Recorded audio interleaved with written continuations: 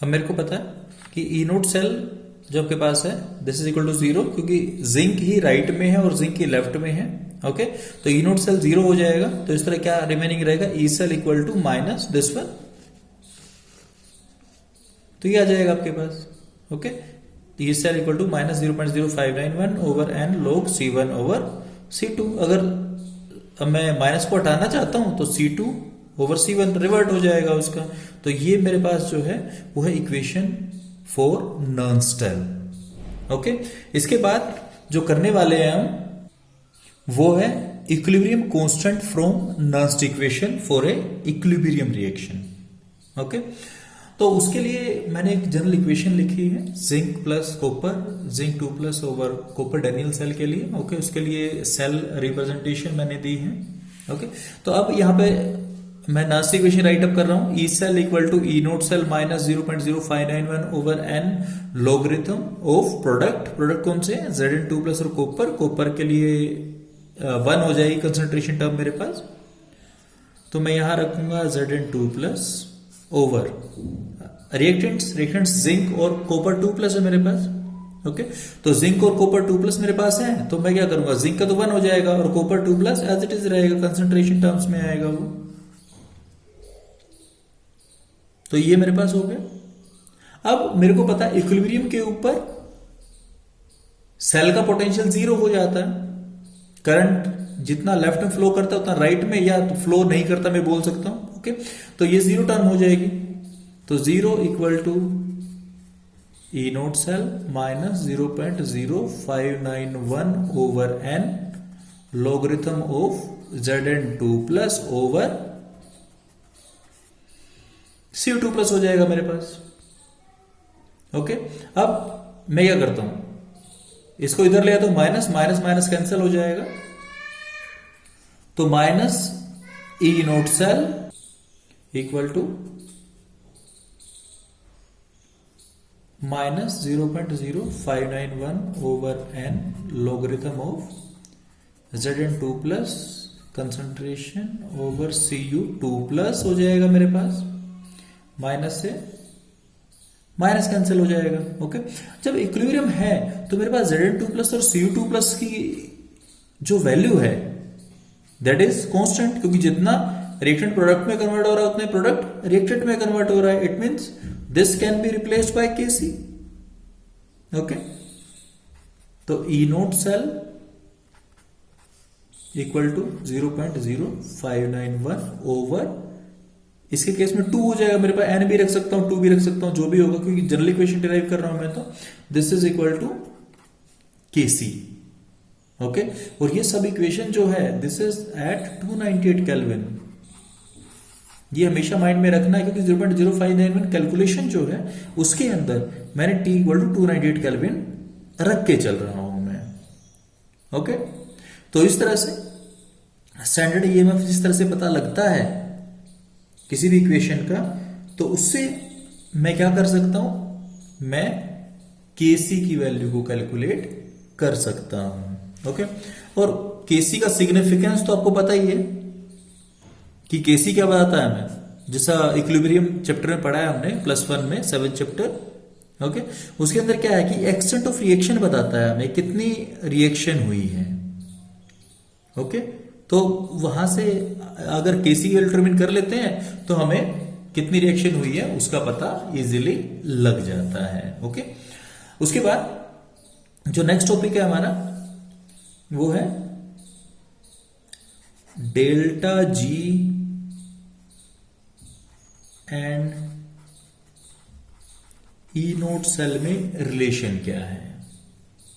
Okay, अब delta G note जो है मेरे पास that is standard Gibbs free energy of reaction, और जो ई नोट सेल है that is the standard EMF of electrochemical cell बोल सकता हूं मैं उसको। ओके, तो मेरे पास एक इक्वेशन आती है इलेक्ट्रिकल वर्क डन के लिए, वो इक्वेशन क्या है, delta G equal to minus NF E cell बोल सकता हूं उसको मैं, और स्टैंडर्ड कंडीशन में अगर है तो मेरे पास ये इक्वेशन आती है। ओके, बट थोड़ी देर पहले मैंने जो कैलकुलेट किया है ई सेल, ई नोट सेल या ई सेल, वो मेरे पास ये है, तो इसकी वैल्यू पुट कर दूं यहां पे, delta G naught equal to minus n F, ये तो ये हो गया। अब ई नोट सेल की वैल्यू लिख रहा हूं मैं, this is equal to 0.0591 over N logarithm of KC, ये वैल्यू आती है मेरे पास। ओके, या मैं ये कहता हूं कि इस इक्वेशन को थोड़ा सिंप्लीफाई, इस टर्म को सिंप्लीफाई मैं कर लूं जिससे कैंसिल हो जाए कुछ। ओके, तो इसका एक और वैल्यू मैं लिखता हूं, E naught cell equal to 0.059 कहां से आया था मेरे पास, R T over n F natural log of KC, एक ये भी टर्म आ सकती है मेरे पास यहां पे। ओके, तो मैं इस टर्म को रखने की बजाय क्या करता हूं, इस टर्म को रख लेता हूं जिससे एनएफ कैंसिल हो जाएगा मेरा। ओके, तो मैं तो सिंप्लीफाई करना इक्वेशन को, डेल्टा जी नोट इसको मैं कैंसिल कर देता हूं, delta G naught equal to minus NF, यहां से आ गया, ई नोट सेल की जगह ये रखता हूं मैं, into R T over n F natural log of KC हो जाएगा, एनएफ से एनएफ कैंसिल हो जाएगा, और मेरे पास क्या बचेगा, delta G naught equal to minus natural log को लॉग में कन्वर्ट कर दो, तो मेरे पास क्या होगा 2.303, उसके बाद आर टी नेचुरल लॉग का लॉग बन गया और केसी, तो ये मेरे पास क्या होगा, this is the relation between delta G naught and KC. Okay, तो ये मेरे पास है क्या चीज, electrochemical cell and gives free energy for an equilibrium process. Okay, इसके बाद जो नेक्स्ट टॉपिक आता है हमारे पास वो आता है बैटरीज। बैटरीज का मतलब क्या, कमर्शियल सेल्स जिसकी बात कर रहा हूं मैं। ओके, तो जो कमर्शियल सेल्स होती हैं जो घरों में यूज होती हैं, मींस आपके घड़ी की जो आपके पास वॉच होती है, वॉच में सेल लगता है आपका, या आपके जो वॉल क्लॉक होती है उसमें सेल लगता है। ओके, उसके बाद कैमरे में सेल्स लगते हैं, बैटरी लगती है, मोबाइल में बैटरी लगती है, तो सब जो है दीज आर कमर्शियल सेल्स और बैटरीज। ओके, तो अगर मान लो मैं सेल बनाना चाहता हूं, इट मीन्स मैं कुछ फायदे चाहूंगा उससे। जो गैल्वेनिक सेल है उसमें साल्ट ब्रिज होता है जिसका इंटरनल रेजिस्टेंस काफी हाई होता है, तो उसको मैं डायरेक्टली यूज नहीं कर सकता उसके अंदर। तो मैं क्या क्या चाहता हूं कि मेरी किसी भी बैटरी के अंदर या कमर्शियल सेल के अंदर हो, आसान होना चाहिए कुछ ना कुछ। ओके, तो ई शुड बी कॉम्पैक्ट, कॉम्पैक्ट होना चाहिए, हल्की होनी चाहिए, लाइट होनी चाहिए। ओके, और अगर मान लो मैं उसको एक जगह से दूसरी जगह मूव करना चाहूं तो क्या, पोर्टेबल होनी चाहिए। ठीक है, लाइट इन वेट होनी चाहिए, उसके बाद सस्ती होनी चाहिए, ये भी बात रिक्वायरमेंट है, क्योंकि ये नहीं है कि हम कितना मतलब बहुत कॉस्टली बना दें उससे काम चलेगा मेरा। ओके, उसकी वोल्टेज मेन फैक्टर है, वोल्टेज सडनली डाउन नहीं जानी चाहिए, means voltage should not drop suddenly. कहीं ये ना हो कि मैं लेके आऊं एक बार और एकदम उसकी वोल्टेज डाउन जाए जिससे मैं उसको यूज ही ना कर पाऊं। ओके, तो ये मेरे कुछ रिक्वायरमेंट्स हैं उसके साथ में जो सेल मैं चाहता हूं बनाना। ओके, तो डिफरेंट टाइप की बैटरीज होती है मेरे पास। एक है मेरा प्राइमरी बैटरी, दूसरी है सेकेंडरी बैटरी, जो बेसिकली मैं डील करता हूं। प्राइमरी बैटरीज वो बैटरीज होती हैं जिनको मैं वन टाइम यूज कर सकता हूं। ठीक है, मीन्स कि एक बार अगर यूज कर लिया तो मेरे को मतलब नॉन रीयूजेबल बोल सकता हूं मैं उनको, रीयूजेबल नहीं है भाई ये। और ये क्या बैटरीज कौन सी हैं, रीयूजेबल हैं। ओके, तो प्राइमरी बैटरी इट मीन्स अगर एग्जांपल जनरल लाइफ में हम चेक करें तो वो कौन सी होती है, जो आपके पास टॉर्च में सेल्स डलते हैं, या पहले जो ट्रांजिस्टर हुआ करते, रेडियो हुआ करते, उसके अंदर डला करते। ओके, आपके रिमोट के सेल्स बोल सकता हूं मैं उनको। ओके, तो वो सारे किस कैटेगरी में आते हैं? प्राइमरी सेल्स की कैटेगरी में आते हैं। सेकेंडरी सेल्स कौन से हैं? आपके घर में इन्वर्टर बैटरी होगी, आप देखते हो बार बार चार्ज होती है, चार्ज डिस्चार्ज, रिचार्ज डिस्चार्ज चलता रहता है उसका। इसी तरह से कई बार आपने देखा हो शादियों में जो कैमरे में जो यूज होते हैं, सेल्स यूज होते हैं, उनको रिचार्ज कर सकते हैं। ओके, इस तरह से जो आपका पास सोलर कैलकुलेटर्स होते हैं, उसमें भी सेम ये सिस्टम होता है कि अब यूज करते हो उसको, साथ में सन में रखा होता है या लाइट में रखा होता है, तो रिचार्ज होता रहता है ऑटोमेटिकली, बहुत लंबे टाइम तक चल जाता है वो। ओके, तो वो सारे के सारे सेकेंडरी होते हैं। ओके, तो अब पहले प्राइमरी पढ़ेंगे फिर सेकेंडरी। ओके ओके, तो सबसे पहले बात आती है प्राइमरी सेल्स के लिए। मीन्स वो सेल जिसको हम वन टाइम यूज बोल सकते हैं। ओके, अब उसके अंदर पहले बात करते हैं कंस्ट्रक्शन के लिए। ठीक है, आपने बहुत बार क्योंकि जब छोटे थे आप तो डेफिनेटली आपको वो यूज्ड सेल मिला होगा, जो ड्राई सेल बोलता हूं जिसको मैं। ओके, क्योंकि जो आपके घरों में मोस्टली ड्राई सेल ही आता है, तो ड्राई सेल मिला होगा। ड्राई सेल को आपने ब्रेक करके जरूर देखा होगा। ओके, और अगर ब्रेक करके देखा है तो उसके अंदर आपको एक ब्लैक लंबी रोड मिली होगी, ये श्योर है, क्योंकि लगभग मोस्टली बच्चों ने ये काम किया होता है। क्योंकि मीन्स एक बार यूज करने के बाद जरूरत का तो होता नहीं, तो इसलिए कोई संभाल के रखता है उसको फेंक देते हैं। उसके ब्लैक एक ग्रेफाइट रोड निकलती है उसके अंदर से। ओके, अब हम उसके जो कंपोजिशन है उसके ऊपर बात कर लेते हैं ड्राई सेल के लिए। ये हमारे पास है एक ड्राई सेल। ड्राई सेल के ऊपर आपने देखा होगा एक मेटल की कैप लगी होती है यहाँ पे। ओके, और यहाँ पे प्लास्टिक की कोई चीज लगी होती है। ओके, अभी एक ड्राई सेल है मेरे पास। इस ड्राई सेल के अंदर मैं बात कर लेता हूं, ये मेटल कैप है। ओके, जो आपको यहां दिखाई दे रही है, इसके नीचे इसके जस्ट नीचे यहां लंबी मेरे को मिलेगी ग्रेफाइट रोड मिलेगी। ओके, और ये साइड पे इसको बोलता हूं पिच, जो साइड पे ये चारों तरफ इसके है पिच सील बोलता हूं। और जो ये तो मेटल कंटेनर ऊपर है, क्योंकि आजकल थोड़ा सा उसको इंप्रूव कर दिया है उन्होंने क्वालिटी को, तो लेकिन इसके नीचे जो है वो क्या है, जिंक कंटेनर है मेरे पास। ये जिंक कंटेनर जो एनोड की तरह काम करता है। ओके, और पहले इसके ऊपर कार्डबोर्ड कवर हुआ करता, आजकल मेटल कवर आने लगा है। ओके, ठीक है, और इसी तरह से जो नीचे पोल दिया हुआ है, ये वाला पार्ट है, ये वाला पार्ट है। ओके, तो अब बात कर लेते हैं डिटेल सेल के बारे में। तो अब ये जो सेल है यूज कहां होता है? ड्राई सेल, ट्रांजिस्टर्स में, क्लोक्स में, सब में यूज होता है ये। ओके, जिंक का कंटेनर दिया हुआ है, ग्रेफाइट रोड बीच में दी हुई है, पर बेस को टच नहीं करती है, ध्यान रखना है इसको। ओके, और एनोड और कैथोड के बीच में, ओके, एनोड और कैथोड के बीच में बहुत सारा मटेरियल फिल होता है, ये दिख रहा होगा आपको।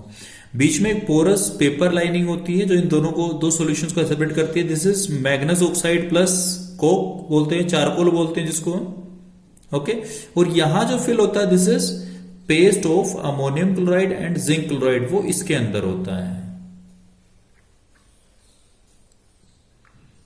ओके, अब उसके बाद मैं इनकी रिएक्शंस की बात करता हूं, क्योंकि देखो मेरे पास जिंक जो है वो एनोड की तरह काम कर रहा है, और जिंक अगर एनोड की काम करता है, एनोड पे क्या होता है, ऑक्सीडेशन होता है। ओके, तो यहां पे ऑक्सीडेशन होगा जिंक कंटेनर के ऊपर, और साथ में क्या होगा, मेरे पास क्या था, यहां मैग्नेस ऑक्साइड पड़ा है मेरे पास।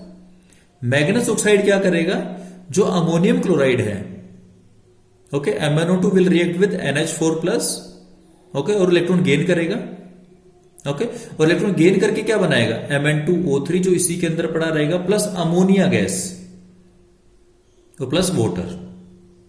ठीक है, अब क्या होगा कि अमोनिया गैस इसके अंदर अगर रहेगी तो वो क्या कर सकती है, वो मेरे ड्राई सेल को खराब कर सकती है, जो पहले ड्राई सेल खराब हुआ करते हैं। आपने देखा होगा कि अगर बहुत लंबे टाइम तक हम अनयूज्ड सेल को भी छोड़ देते तो भी अमोनिया रिलीज हुआ करती, और वो इसको या तो क्रैक कर दिया करती डिफरेंट जगह से, या लीक हो जाया करते सेल ये। इसीलिए हम आजकल क्या कर रहे हैं, आजकल मेटल कंटेनर यूज कर रहे हैं इसके लिए, मेटल का कवर यूज कर रहे हैं ताकि लीकेज ना हो कम से कम। ओके, अब वो उसकी रिएक्शन हम पढ़ेंगे अभी, ठीक है। अब जो जिंक क्लोराइड डाला है उसका फंक्शन ही ये है। अब जिंक क्लोराइड क्यों डाला हमने, ताकि उस अमोनिया को ट्रैप कर ले, वो जो अमोनिया निकलेगी इसके अंदर से उसको ट्रैप करके क्या बनाएगा, कॉम्प्लेक्स बनाएगा, जिसको बोलता हूं मैं डाई एमिनो डाई क्लोरिडो जिंक, जिस कंपाउंड को मैं बोलता हूं। ओके, तो वो बनाएगा वो, जिससे ये लीकेज की प्रॉब्लम हमें नहीं रहेगी। ओके, और इसकी जो वोल्टेज है वो 1.25 वोल्ट से 1.5 वोल्ट के बीच में रहती है। ओके, मतलब बहुत ज्यादा लो लाइफ इसकी जो है शायद ना भी हो, क्योंकि जिंक कंटेनर बड़ी जल्दी कोरोड कर जाता है, ठीक है। और जिंक कंटेनर कोरोड क्यों करता है, कि अमोनियम क्लोराइड जो होता है एसिडिक होता है। ओके, तो एसिडिक होगा तो क्या होगा, जब सेल यूज में नहीं होगा, यूज होती रहे कोई प्रॉब्लम नहीं है, अगर यूज में नहीं होगा तो हमें ये प्रॉब्लम आ जाती है कि लीकेज की प्रॉब्लम आ जाती है। ओके, रिएक्शंस को पढ़ेंगे, इसके बाद इसका एक जनरल सा जो आपका डायग्राम है वो और चेक कर लेते हैं। मेरे पास ये है 3D डायग्राम बोलता हूं जिसको मैं। ओके, ये अगर मेरे को दिखती है तो ये कार्बन की रोड है, ये जिंक कप बोलता हूं जिसको अंदर की तरफ जो दिख रहा है मेरे को, डबल लेयर्ड है, ये शीट है। इसके अंदर MnO2 carbon, black ammonium paste, बहुत सारा ग्रेइश से कलर का एक पेस्ट भरा होता है इसके अंदर। ओके, अब बात करते हैं इसकी रिएक्शंस के लिए।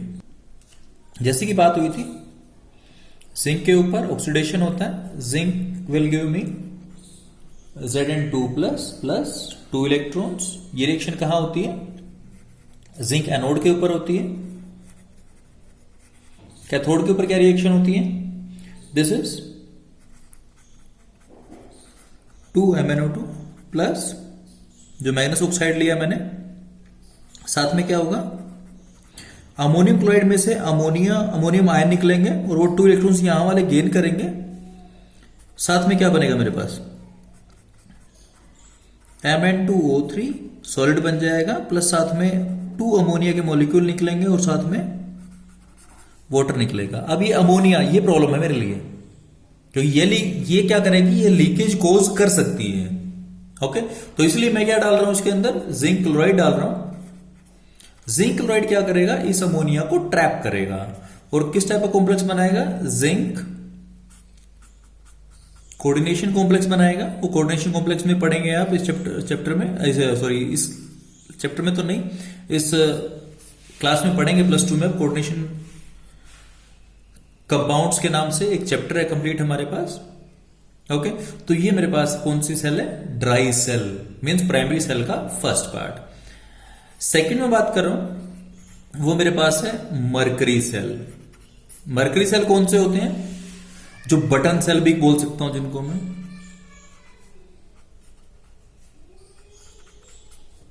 ओके, या रूबेन मैलोरी सेल भी बोलता हूं। ये मेरे पास है मरकरी सेल के लिए डायग्राम, समझने के लिए उसको। ओके, तो इस सेल का यूज कहां होता है, सबसे पहले इस सेल का यूज वहां होता है जहां मेरे को कम करंट चाहिए, लो करंट डिवाइसेस में, जैसे हियरिंग एड्स, जो डीफ एंड डम लोग होते हैं उनके ईयर्स पे एक मशीन लगाई जाती है उसके अंदर, या आपकी वॉचेस के अंदर, वहां यूज होता है ये। इसमें क्या होता है, एक जिंक का कंटेनर होता है, ओके, जो एनोड की तरह काम करता है। जो जिंक कंटेनर ये दिखाया हुआ है मेरे पास, ठीक है। उसके बाद इसके अंदर एक होती है पोरस पेपर सेपरेटर, में जिंक को अलग करने के लिए, तो जिंक डायरेक्ट उस जो इलेक्ट्रोलाइट है उसके टच में ना आए। और बीच में होता है paste of HgO and KOH, ठीक है। इस तरह ये कार्बन कैथोड होता है हमारे पास। ओके, तो मर्क्यूरिक ऑक्साइड और KOH का इलेक्ट्रोलाइट की तरह काम करता है। जो और इसको सेपरेट करने के लिए बीच में मैंने पहले बताया पोरस पेपर सेपरेटर होता है इसके अंदर। ओके, एक डायग्राम में 3D में और चेक कर लेते हैं इसको। अब शायद आप ज्यादा बेहतर ढंग से पहचान पाए जो सेल्स आपके पास होते हैं। ओके, तो उसके अंदर इस टाइप का होता है एनोड, आपके पास ये एनोड कैप है, आपके पास बीच में एनोड है, गैसकेट बीच में है, सेपरेटर है, कैथोड, सेल, कैन जो सराउंडिंग में होता है वो होता है। ये आप इस डायग्राम को चेक करके आप अच्छी तरह पहचान पाएंगे कि कैसा होता है जो सेल आपका, क्योंकि आपने यूज भी किया है, आपके हाथों में से भी निकला है वो।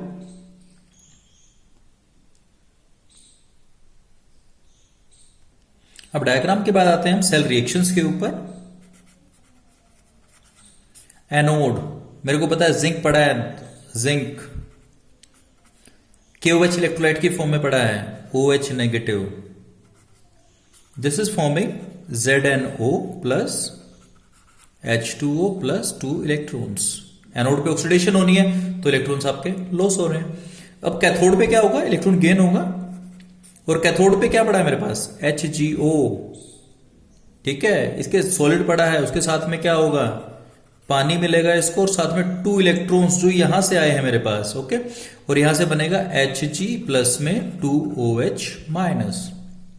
ओके, और अगर नेट रिएक्शन की बात करूं इसकी में, तो 2OH माइनस यूज हुए, 2OH माइनस जनरेट हो गए मेरे पास। तो यहां से ये कैंसिल हो जाएगा, H2O कैंसिल हो जाएगा, 2 इलेक्ट्रॉन कैंसिल हो जाएंगे, तो रिमेनिंग क्या रहेगा, जिंक प्लस HgO, ये देता है हमें ZnO प्लस Hg। ओके, तो अगर मैं बात करूंगा ओवरऑल सेल रिएक्शन में कहीं भी कोई आयन इन्वॉल्व नहीं होता, इसलिए कंसंट्रेशन चेंज नहीं होगा इलेक्ट्रोलाइट का। ओके, और जो इसका पोटेंशियल होता है, this is nearly 1.35 volt for the whole of the life of the cell. Okay, उसके बाद एक फायदा और होता है कि जो स्पेंट सेल्स होते हैं या जो यूज सेल्स होते हैं जिसको रीयूज नहीं कर सकते हैं, तो उसमें से क्या करते हैं, उसको मरकरी रिकवरी के लिए, ठीक है, मरकरी रिकवरी के लिए यूज किया जाता है। क्योंकि अगर मरकरी एटमॉस्फेयर में जाएगा तो वहां भी पोल्यूशन कोज करेगा। मरकरी इज क्या होता है, मरकरी इज पॉइजनस। ओके, तो इसलिए वहां से मरकरी रिकवरी के लिए उसको यूज किया जाता है। ओके, ये पैलेट टाइप का सेल होता है और बटन की तरह दिखता है, इसलिए जो बटन सेल भी कहते हैं। Okay, this is all about our primary cells. अब बात करते हैं हम सेकेंडरी सेल्स के लिए। ओके, और इसमें जो मोस्ट कॉमन होती है वो होती है लेड स्टोरेज बैटरी। जो आपके घर में इन्वर्टर बैटरी होती है वो होती है लेड स्टोरेज बैटरी। ओके, ये मोस्ट कॉमन बैटरी होती है जो आपके ऑटोमोबाइल्स में भी यूज होती है। ओके, इन्वर्टर के साथ में ऑटोमोबाइल्स या आपके और यूज होती है लैब में एक्सपेरिमेंट्स के लिए। अब अगर इसी के इंटरनल स्ट्रक्चर की बात करें हम, तो यहां क्या होता है कि लेड और लेड ऑक्साइड, लेड और लेड ऑक्साइड की प्लेट्स जो होती है वो अल्टरनेट करती हैं। ओके, और लेड वाली प्लेट्स को सबको एक जगह, क्योंकि जो पिंक प्लेट्स दिख रही हैं आपको, this is connected to anode, means anode की तरह करती हैं। और जो लेड ऑक्साइड वाली प्लेट्स हैं उनको दूसरी जगह कनेक्ट किया जाता है। ओके, और वो एज ए कैथोड काम करती हैं। इसके अंदर sulphuric acid as electrolyte fill होता है इसके अंदर। ओके, और ये प्लेट जो हमें डायरेक्टली दिखाई दे रही है, दूसरे के सटी हुई दिखाई दे रही है, इनके बीच में एक जो स्पेशल टाइप के सेपरेटर्स होते हैं। ओके, जिससे ये डायरेक्ट एक दूसरे के टच में नहीं आती। ओके, तो अब बात करते हैं इसकी रिएक्शंस के बारे में। अब रिएक्शंस हमें पता है कि दीज आर सेकेंडरी सेल्स। और सेकेंडरी सेल क्या होगा, सेकेंडरी सेल डिस्चार्ज भी होती है और रिचार्ज भी होती है। मींस बार बार आप उसको चार्ज करके आप उसको यूज कर सकते हो। इट मींस इसमें रिएक्शंस 2 टाइप्स की होंगी। जो फर्स्ट होंगी वो डिस्चार्ज के टाइम, मींस मैं स्टार्टिंग में मान लेता हूं कि इसकी पूरी की पूरी फुल चार्ज है तो डिस्चार्ज करेंगे पहले इसको, ओके, डिस्चार्ज हो जाएगी, ओके। डिस्चार्ज में क्या होगा कि जो लेड है, लेड सल्फेट में कन्वर्ट होगा, ओके। और जो आपका इसको रिचार्ज करने की जब कोशिश करेंगे तो जो आपका रिएक्शंस बिल्कुल रिवर्ट हो जाएंगे। लेड सल्फेट PbSO4 वो कन्वर्ट होगा किसमें, दोबारा लेड में कन्वर्ट हो जाएगा। Means the reactions are reversible. Reversible है तभी तो बोल सकता हूं कि these are secondary cells, otherwise मैं इनको प्राइमरी सेल्स में ही रखता, ओके। तो इन रिएक्शंस थोड़ा सा डिस्कस करके इसकी बात कर लेते हैं, रिएक्शंस की बात करते हैं इनके बारे में। अब पहले जो बात करते हैं वो बात करते हैं कि अगर मेरी सेल डिस्चार्ज हो रही, क्योंकि जब मैं बैटरी लेके आऊंगा तो नो डाउट वो चार्ज होगी, ओके। पहले डिस्चार्ज के लिए बात करूंगा और फिर उसकी रिचार्जिंग के लिए बात करेंगे, ओके। डिस्चार्ज के टाइम क्या होगा, पहले एनोड की रिएक्शन राइट अप करता हूं मैं। एनोड पे ऑक्सीडेशन होने वाली है, तो लेड क्या करेगा, क्योंकि मेरे को पता है लेड का एनोड है, ओके। उसके अंदर मैंने क्या रख रखा है, किसमें रख रखा है, सल्फेट आयंस में, सल्फ्यूरिक एसिड के अंदर रख रखा है। सल्फ्यूरिक एसिड का जो आपका सल्फेट पार्ट है वो रिएक्ट करेगा इसके साथ में, और मेरा क्या बनने वाला है, PbSO4 प्लस में 2 इलेक्ट्रॉन्स निकलने वाले हैं, ओके। अब क्या होगा, अब मैं जाता हूं किसके ऊपर, कैथोड के ऊपर। कैथोड पे क्या होगा, कैथोड में क्या है, lead oxide, okay. Lead oxide ये भी सल्फेट आयन से रिएक्ट करेगा, ओके। और एसिडिक तो है ही, तो H2SO4 4H प्लस और साथ में ये 2 इलेक्ट्रॉन्स बनेगा PbSO4, लेड सल्फेट, इधर से भी लेड सल्फेट ही बनेगा, ओके। और साथ में बनेगा 2H2O, okay. Means lead sulphate anode पे बन रहा है, लेड सल्फेट कैथोड पे बन रहा है। और अगर नेट ओवरऑल रिएक्शन की बात करें इसके लिए, तो मेरे पास 2 इलेक्ट्रॉन से 2 इलेक्ट्रॉन कैंसिल हो जाएगा। अब मेरे पास क्या रहता है, Pb plus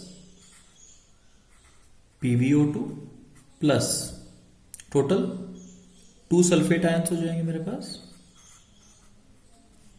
plus 4H plus. Means क्या है, H प्लस 4 मीन्स ओवरऑल बोल सकते 2H2SO4 हो गया इसमें से। यहां क्या बनता है, 2 PbSO4 लेड सल्फेट प्लस में 2 वाटर, ओके। मीन्स अगर यहां से बात करता हूं, मेरे को यह पता लगता है कि जब डिस्चार्ज हो रही है बैटरी तो H2SO4 कंज्यूम हो रहा है, पानी बन रहा है, वाटर बन रहा है।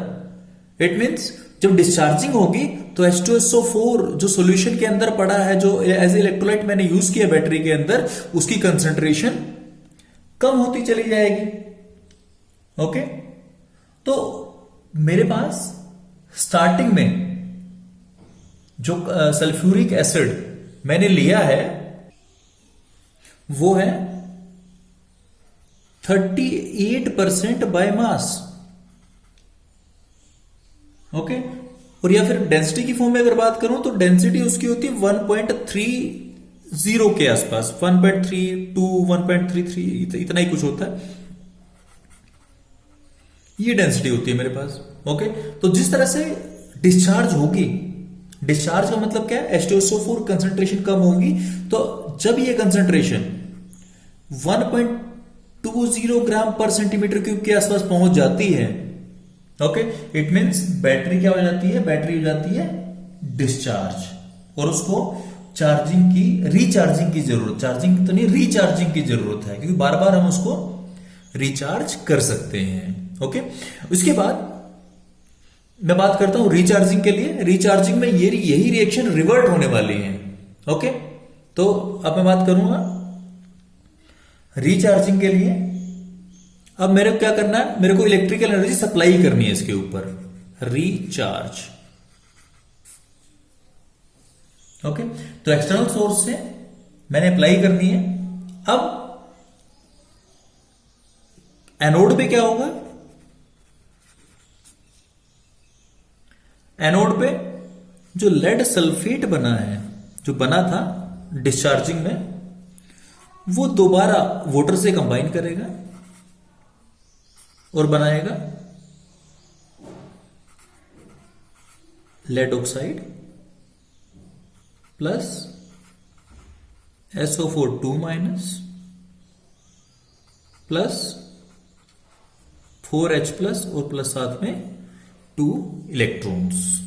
ओके, ये ध्यान रखना है कि जब हम डिस्चार्ज और रिचार्ज कर रहे हैं तो एनोड्स जो इलेक्ट्रोड्स हैं वो मेरे चेंज होने वाले हैं। ओके, जो पहले एनोड पे रिएक्शन हुई थी वो कैथोड पे होगी अब। ओके, और जो कैथोड पे हुई थी वो एनोड पे होगी। मींस रिवर्ट रिएक्शन जो होगी वो एनोड वाली कैथोड पे होगी और कैथोड वाली एनोड पे होने वाली है। ओके, तो अब बात आती है कैथोड की। ठीक है, कैथोड पे क्या होगा, पहले एनोड पे रिएक्शन क्या हुई थी, ये वाली हुई थी। अब क्या होगा, इसकी यही रिएक्शन रिवर्ट किस पे होगी, कैथोड पे होगी। तो इसी को रिवर्ट लिख लेता हूं, PbSO4 प्रोडक्ट को रिएक्टेंट पे लिख लेता हूं plus 2 electrons.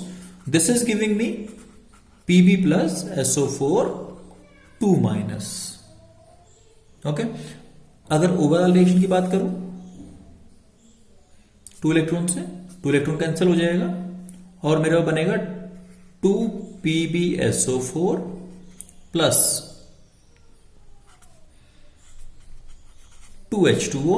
This is giving me Pb plus PbO2 plus 2SO4 2 minus और प्लस में क्या आ जाएगा 4H प्लस। ये रिएक्शन मेरी किसकी होगी, रिचार्जिंग की होगी। अगर हम डिस्चार्जिंग वाली रिएक्शन और रिचार्जिंग वाली रिएक्शन चेक करें तो एक दूसरे के बिल्कुल रिवर्ट हैं ये दोनों रिएक्शन, ही बिल्कुल रिवर्ट एक दूसरे की।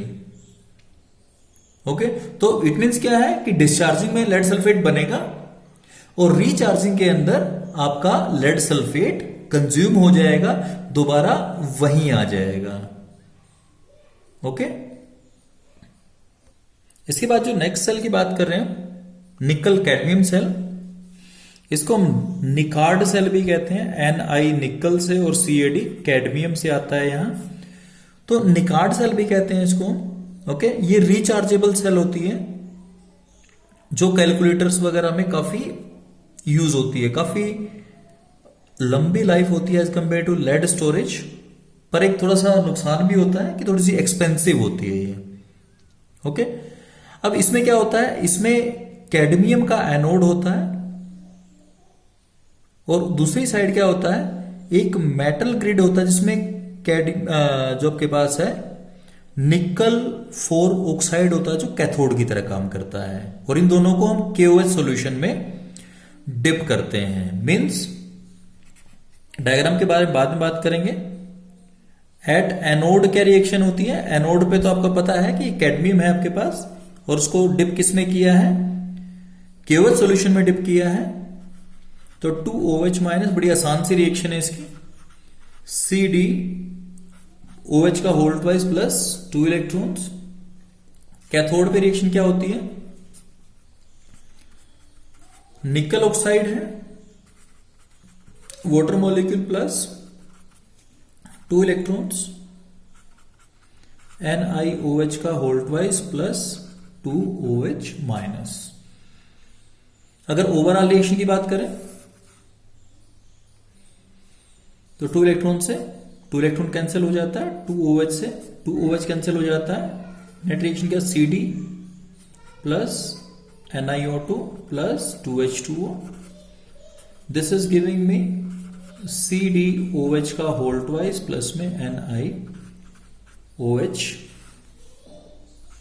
पूरे का होल ट्वाइस। ओके, तो ये रिएक्शन होती है मेरे पास।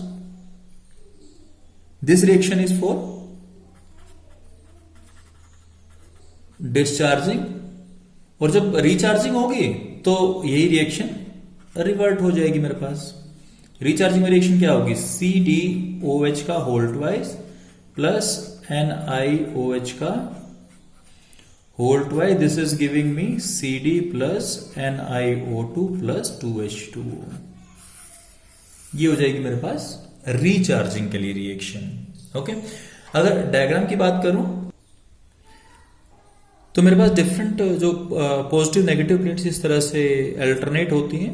ओके, कहीं जो आपके पास है कैडमियम का एनोड होता है और निकल ऑक्साइड का आपके पास कैथोड होता है। ओके, तो this is nickel cadmium rechargeable cell, mostly जो है फोटोग्राफर शादी के टाइम यूज करते हैं। ओके, इसके बाद जो लास्ट सेल आती है वो आती है फ्यूल सेल हमारे पास। ओके, फ्यूल सेल का मतलब क्या है कि हमें जो सेल लेनी है, सेल के अंदर कंबस्शन ऑफ फ्यूल, जो हाइड्रोजन, मीथेन या मेथनॉल जैसे जो फ्यूल है उनका बर्निंग होती है। बर्निंग का मतलब ऑक्सीडेशन होती है और उसके साथ में डायरेक्टली इलेक्ट्रिकल एनर्जी प्रोड्यूस होती है। ओके, ये फायदा होता है कि डायरेक्टली इलेक्ट्रिकल एनर्जी ही मिलती है हमें। ओके, क्योंकि और ऐसा इसलिए होता है क्योंकि जो इन सेल्स के अंदर कंबस्शन है, combustion is a redox reaction, redox reaction होती है और मोस्ट कॉमन एग्जांपल है हाइड्रोजन ऑक्सीजन। फ्यूल सेल आपके पास मोस्ट कॉमन एग्जांपल है। ओके, तो और इसे इस सेल की अगर स्पेशली बात करें हम तो इस सेल का यूज हुआ था जो अपोलो मिशन, जो मून के लिए यूज हुआ था, अपोलो मून फ्लाइट्स के लिए, वहां सोर्स ऑफ एनर्जी के लिए यूज हुआ था। ओके, तो इसके अंदर अगर इस सेल की मैं स्पेसिफिकली बात करूं तो स्पेस में 11 डेज के लिए इसका टोटल वेट 200 kg के सराउंडिंग में होता है, उससे ज्यादा नहीं होता। और अगर मान लो 11 डेज के लिए मेरे को किसी और चीज से काम करना हो तो वो तो क्या है, जो इंजन जनरेटर्स वगैरह होते हैं इसमें तो काफी टन्स तक होता है, 200 kg का ही है। और सेकेंड थिंग, इसका उस मिशन में फायदा क्या हुआ कि साइड प्रोडक्ट वाटर बन रहा है, तो जो एस्ट्रोनॉट्स थे उनको अपने पीने के लिए ड्रिंकिंग वाटर की जो जरूरत होती है वो भी इसके साइड प्रोडक्ट से कवर होगी। उसके बाद इससे वो पोल्यूशन नहीं था, पोल्यूशन नहीं फैल रहा था इससे, तो ये भी हमें काफी फायदा था इसका। ओके, तो इसकी डिटेल के बारे में थोड़ा सा बात कर लेते हैं, कंस्ट्रक्शन के बारे में। ओके, तो यहां मेरे पास देखो, मेरे को एक पोरस कार्बन जिसमें सुटेबल कैटलिस्ट ऐड कर दिए गए हैं, उनका एनोड है मेरे पास। ओके, इसी तरह से एक पोरस कार्बन का कैथोड है विद सुटेबल कैटलिस्ट। यहां साइड में बीच में जो मैंने रखा है कंसंट्रेटेड एक्वस KOH या NaOH, कोई बेस रखा है मैंने बीच में। ओके, और इधर से हाइड्रोजन इनलेट है, इधर से ऑक्सीजन इनलेट है, क्योंकि मैं हाइड्रोजन ऑक्सीजन फ्यूल सेल की बात कर रहा हूं। ओके, तो ये डिजाइन है इस सेल का जिसको अपोलो मिशन में यूज किया गया था। अब हम जो बात कर लेते हैं, बात करते हैं इसकी सेल रिएक्शंस के लिए। Okay, cell reactions at anode, anode पे ऑक्सीडेशन होना है,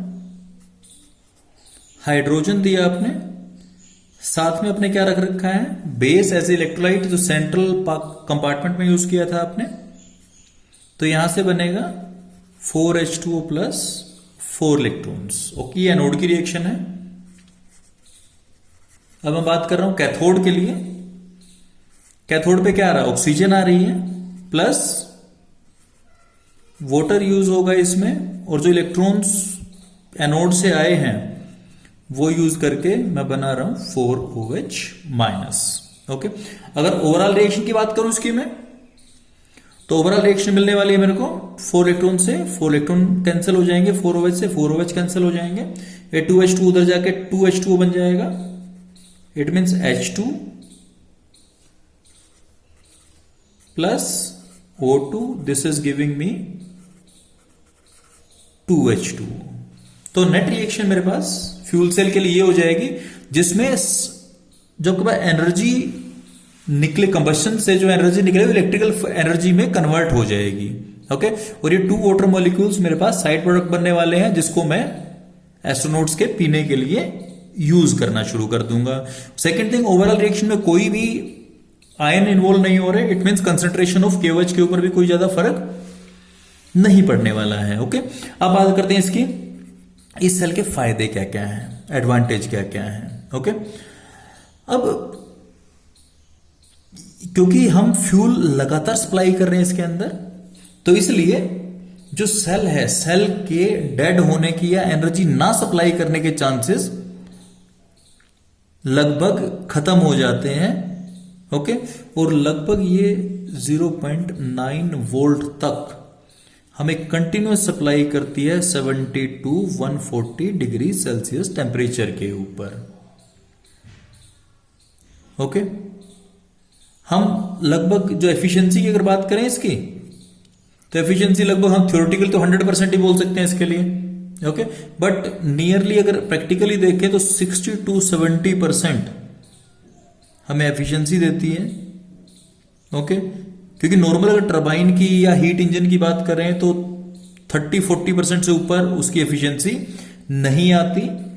थर्ड सबसे जो फायदेमंद और ज्यादा है, जो पहले बात कर चुके हैं, पोल्यूशन फ्री है, क्योंकि कोई भी इसमें साइड जो आपके पास साइड प्रोडक्ट है वो नहीं निकल रहा जो एनवायरनमेंट के लिए डेंजरस हो।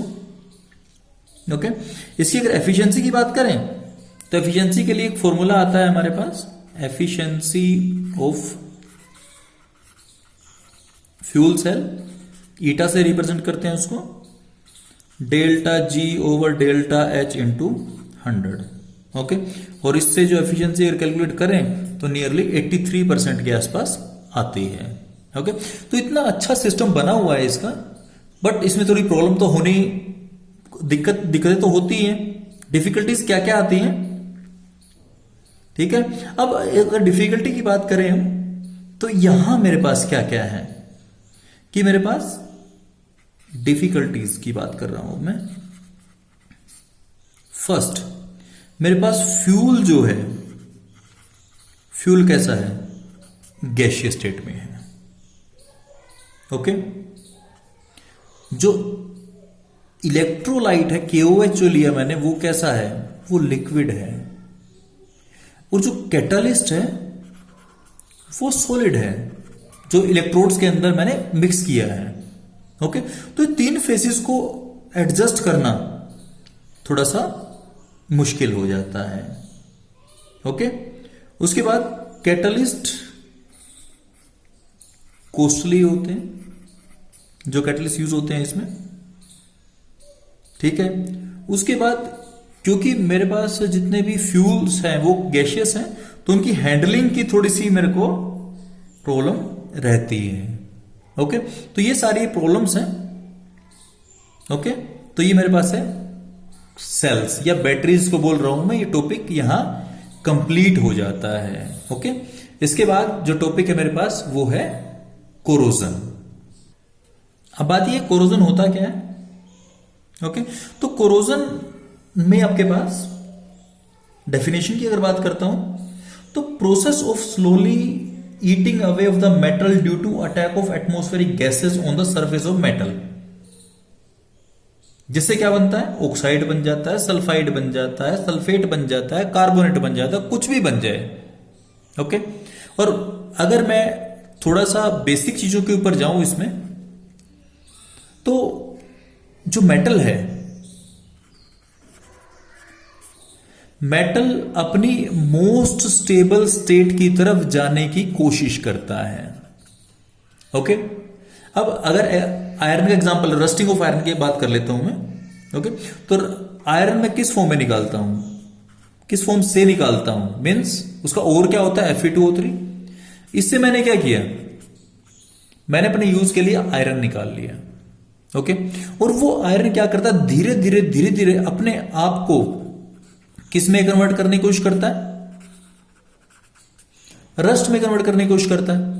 ओके, इट मींस मेरे पास जो सबसे ज्यादा स्टेबल स्टेट है आयरन की, वो क्या, Fe2O3 या Fe3O4। ओके, तो Fe क्या करेगा, अगर मैंने जबरदस्ती या फोर्सिबली इसको Fe में रख भी दिया ना, तो भी कन्वर्ट होने की कोशिश करेगा वापस अपनी पेरेंट फॉर्म में। और वो पेरेंट फॉर्म क्या है, वो है हेमेटाइट। ओके, और जो आयरन से निकलती रेड कलर का, वो होता है रस्ट। ओके, चीजें एक ही है, बट क्या है, हम इसको रस्ट बोलते हैं क्योंकि मेरे प्योर मेटल से ये कन्वर्ट हो, रस्टिंग ऑफ आयरन को बोलते हैं। ओके, इसके बाद इसकी थ्योरी आती है जिसको हम कहते हैं electrochemical theory of rusting. Rusting की इलेक्ट्रोकेमिकल थ्योरी, उसके बारे में बात करते हैं। अब सबसे पहले क्या होता है कि जो वाटर वेपर्स मेटल के सरफेस पे पड़े हैं वो क्या करते हैं, वो CO2 और O2 को अपने अंदर डिसोल्व कर लेते हैं। मीन्स H2O प्लस CO2 और यहां से क्या बन जाता है आपके पास, कार्बोनिक एसिड। अब उसके बाद कार्बोनिक तो एसिड है, ओके। तो अब क्या होगा, ये डिसोशिएट कैसे करेगा, H2CO3 will dissociate into 2H plus plus CO3 2 minus, okay. और जब H प्लस एसिडिक वाटर में आ गया, इट मीन्स अब ये और गैसेस जो SO2 या NO2 उस टाइप की और जो हार्मफुल गैसेस हैं उनको भी अपने अंदर डिसोल्व करने की ये वाटर कैपेबिलिटी बना लेता है, ओके। उसके बाद क्या होगा, जो आयरन इन कांटेक्ट होता है डिसोल्व्ड ऑक्सीजन के, वो इस H प्लस की प्रेजेंस में क्या करता है, ऑक्सीडाइज हो जाता है, ओके। ऑक्सीडाइज कैसे होगा, Fe gives us Fe2 plus plus में 2 इलेक्ट्रॉन्स, ओके। और इसका ऑक्सीडेशन पोटेंशियल जो होता है वो होता है 0.44, बहुत ज्यादा नहीं होता, ये नोट ऑक्सीडेशन होता है, ओके। अब क्या होगा कि ये वाला पार्ट भी इलेक्ट्रॉन मेटल पे रह सकता है और Fe2 प्लस क्या होगा, वो सॉलिड स्टेट में नहीं रह सकता। तो अब क्या होगा, ये Fe2 प्लस कहां जाएगा, इस वाटर के अंदर डिसोल्व हो जाता है, ओके। अब ये जो इलेक्ट्रॉन लॉस हुआ है ये कहां पड़े हैं, ये पड़े हैं मेटल के ऊपर, ओके। तो जो electron lost by the iron will migrate to another part of the iron, okay. तो यहां ये जो आपके पास है ये काम हुआ किसका, एनोड का, ऑक्सीडेशन हुआ है, ओके। अब दूसरे जो इलेक्ट्रॉन्स हैं ये दूसरे पार्ट के पास जाएंगे, ओके। और वहां क्या होने वाला हमारे पास, O2 एसिडिक पार्ट पड़ा ही है, ओके। और प्लस साथ में 4 इलेक्ट्रॉन्स, तो 2 इलेक्ट्रॉन यूज किए थे तो 2 हो जाएगा ये सब, ओके। तो 4 इलेक्ट्रॉन्स हो जाएंगे यहां, और यहां क्या बनेगा मेरे पास 2H2O, और इसका E नोट रिडक्शन जो है वो 1.23 वोल्ट, ओके। और यहां इलेक्ट्रॉन से गेन हो रहा है, इट में रिडक्शन हो रही है, दिस इज कॉल्ड कैथोड बोलते हैं हम इसको, ओके। अब अगर इन दोनों इक्वेशंस को, मींस ये वाली इक्वेशन और ये वाली इक्वेशन, इन दोनों को अगर हम ऐड कर देते हैं, ओके, इन दोनों को अगर ऐड कर देते हैं तो उस केस में मेरे पास वैल्यूज जो मिलती हैं, मेरे को मिलती है, अब देखो 4 इलेक्ट्रॉन तो कैंसिल हो जाएंगे, ओके। तो मेरे को मिलने क्या वाला है 2Fe plus O2 plus 4H plus, यहां से मिलेगा उसके बाद 2Fe 2 प्लस प्लस में 2H2O, और इसका जो E नोट सेल है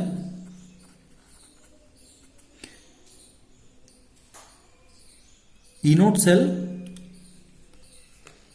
मेरे को मिलेगा 1.67, क्योंकि ये ऑक्सीडेशन का है और ये रिडक्शन का है, मेरे को रिडक्शन पोटेंशियल कन्वर्ट करना पड़ेगा इसको।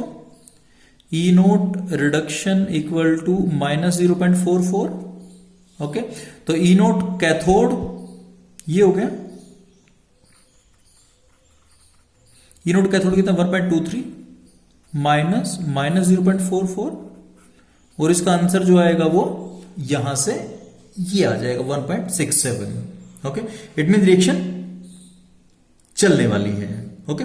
अब उसके बाद क्या होगा, जो फेरस आयंस बने हैं आपके पास, जो Fe2 प्लस बना है, ये आयंस क्या करेंगे, ये वाटर में डिसोल्व्ड ऑक्सीजन से रिएक्ट करेंगे, ओके। तो रिएक्ट करेंगे और क्या बनाने वाले हैं 2 Fe2O3 प्लस साथ में 8H प्लस। ओके, और ये क्या है मेरे पास, this is oxide of iron, और ये आयरन अब जो वाटर मॉलिक्यूल है उनके साथ जाएगा और क्या बना लेगा, Fe2O3 XH2O, this is called hydrated ferric oxide, और इसको बोलते हैं रस्ट। ओके, अब जो ये रस्ट बनता है इसकी पैकिंग पावर बहुत ज्यादा नहीं होती। ओके, तो क्या होगा कि ये रस्ट उस पोजीशन से निकल जाता है, और निकलने के बाद क्या होगा इसका, अब नया सरफेस एक्सपोज हो जाता है किस चीज के लिए, नए रस्ट की फॉर्मेशन के लिए। तो रिपीटेड इसी तरह क्या होगा, आगे दोबारा फिर रस्ट बनता रहेगा, निकलता रहेगा, बनता रहेगा, निकलता रहेगा, इट मीन सारा आयरन खत्म हो जाएगा। ओके, तो ये रस्टिंग की इलेक्ट्रोकेमिकल थ्योरी है मेरे पास। उसके बाद अब ऐसे कौन कौन से फैक्टर्स हैं जो इसको स्पीड अप करते हैं या स्लो करते हैं, means factor affecting corrosion. Okay, first उसमें आता है मेरे पास रिएक्टिविटी ऑफ मेटल, कि जिस मेटल की हम बात कर रहे हैं उसकी रिएक्टिविटी क्या है। ओके, तो जितना रिएक्टिव होगा उतना ज्यादा इजीली कोरोड करेगा। ओके, सेकंड थिंग है प्रेजेंस ऑफ इंप्योरिटीज। भाई इंप्योरिटीज अगर प्रेजेंट है तो क्या होगा, इंप्योरिटी जितनी ज्यादा प्रेजेंट होंगी उतना जल्दी कोरोड करेगा। ओके, थर्ड है एयर और मॉइस्चर, जितना मॉइस्चर ज्यादा होगा, एयर ज्यादा होगी, उतना जल्दी कोई मेटल कोरोड करने वाला है।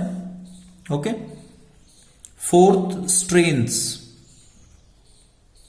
इन मेटल। स्ट्रेन्स का मतलब क्या है कि जो आपके कट लगे हुए हैं कुछ मेटल्स के ऊपर, या कोई रफनेस है उस कारण से जल्दी कोरोड करेगा। और आपके पास है लास्ट है इलेक्ट्रोलाइट्स की प्रेजेंस, कि उसके ऊपर कोई इलेक्ट्रोलाइट अगर पड़ा है तो उससे कोरोजन की स्पीड बढ़ जाएगी। ओके, ये थे फैक्टर्स जो प्रमोट करते हैं कोरोजन को। अब बात कर लेते हैं, क्योंकि रस्टिंग या कोरोजन से नुकसान बहुत ज्यादा होता है। ओके, काफी हार्मफुल है। हम बिल्डिंग्स बनाते हैं आयरन से, ब्रिजेस बनाते हैं, शिप्स बनाते हैं, इतनी कॉस्टली होती है वो, इतना पैसा खर्च करते हैं, लेकिन अगर जल्दी कोरोड कर जाएंगे तो हमें बार बार उन बीम्स को, या जो अपने लंबे लंबे इसके अंदर शीट्स यूज किए उनको बार बार रिप्लेस करना पड़ेगा, और वो रिप्लेसमेंट काफी कॉस्टली हो जाएगी। ओके, और एक्सीडेंट्स भी हो सकते हैं, अगर मान लो ज्यादा लंबे टाइम तक हमने यूज किया, एक्सीडेंट्स भी हो सकते हैं। ओके, तो इसके लिए प्रिवेंशन की मेथड्स हैं, उसमें फर्स्ट जो है वो है बैरियर प्रोटेक्शन। बैरियर प्रोटेक्शन का मीनिंग क्या है कि हम बैरियर लगा दें जिससे जो हमारा मेटल है वो ना तो एयर के टच में आए ना वाटर के टच में आए, क्रैक्स फिल कर दें उसके हम। Okay, means this is called the barrier protection. उसके ऊपर कोई जिंक की परत चढ़ा दें हम। ओके, मीन्स ओवरऑल पर्पस क्या है कि जो मेटल है, मेटल डायरेक्टली एयर के, मॉइस्चर के, CO2 के टच में ना आए। ओके, सेकंड आती है सैक्रिफिशियल प्रोटेक्शन। सैक्रिफिशियल प्रोटेक्शन में क्या होगा कि हम सरफेस के ऊपर कोई एक लेयर चढ़ा दें। ओके, जैसे आपने गैल्वेनाइजेशन सुना होगा, जिंक की एक लेयर चढ़ा देते हैं, पाइप, गैल्वेनाइज पाइप्स आते हैं आपके पास। ओके, इस टाइप से। ओके, एंड थर्ड जो आती है वो आती है कैथोडिक प्रोटेक्शन।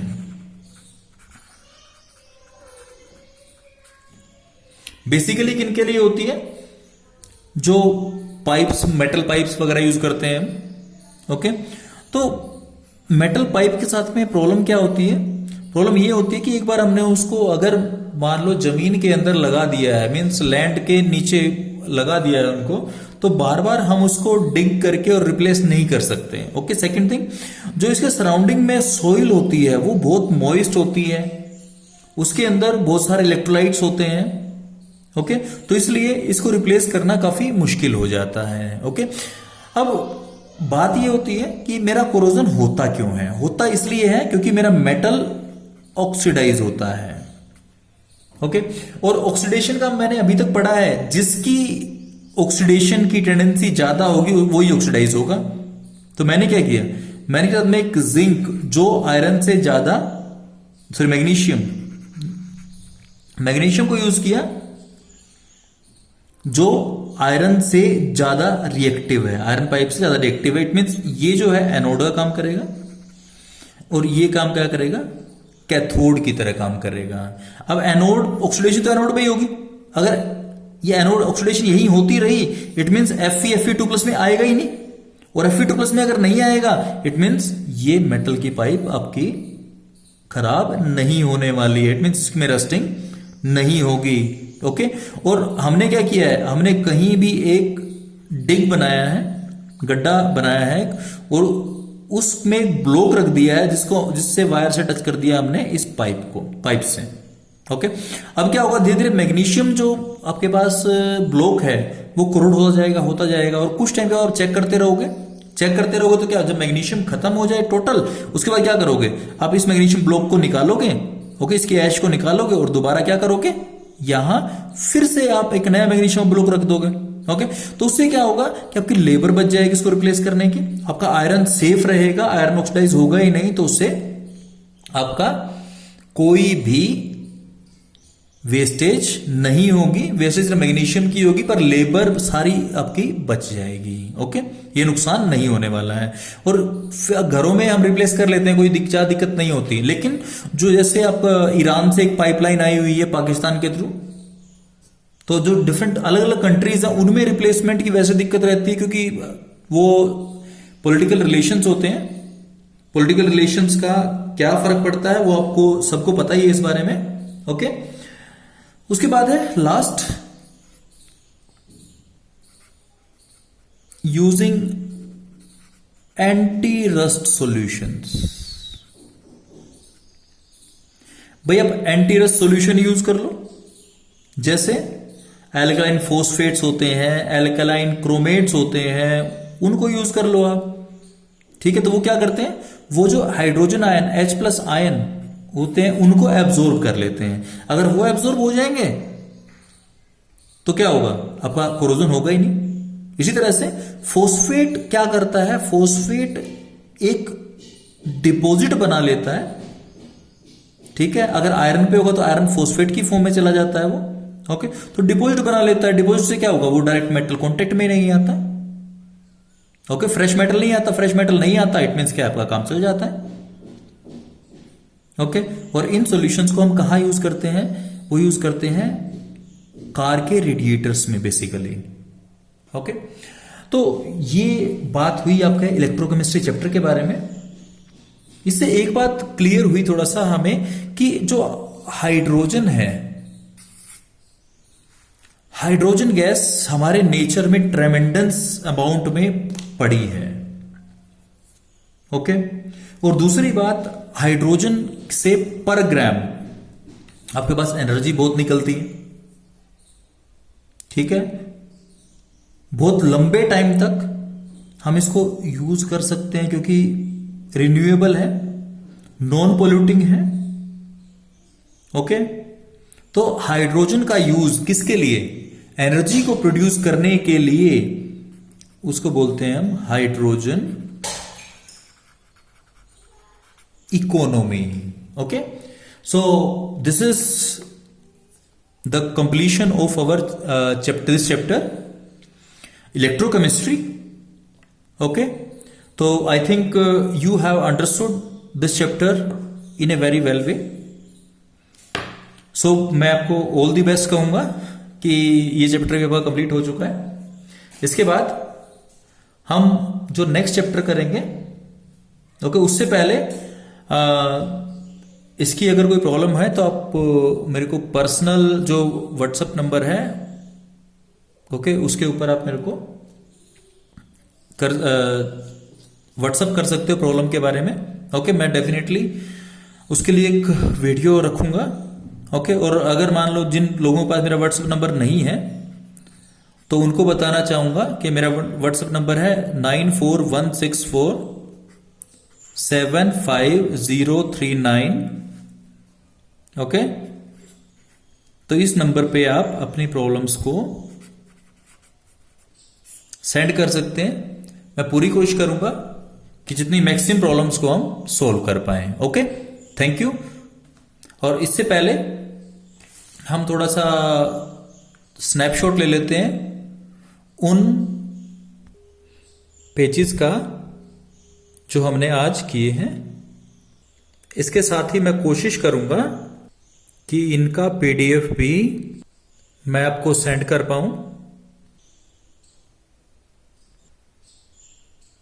इसके साथ ही मैं आपको एक चीज फिर से रिमाइंड करवा देता हूं कि अगर आपके वीडियो में क्वालिटी अच्छी नहीं आ रही है तो अपने वीडियो की क्वालिटी सेट कर लें, क्योंकि YouTube की सेटिंग के साथ में आपकी क्वालिटीज जो है वो लोवेस्ट पे लेके जाएगा YouTube आपको।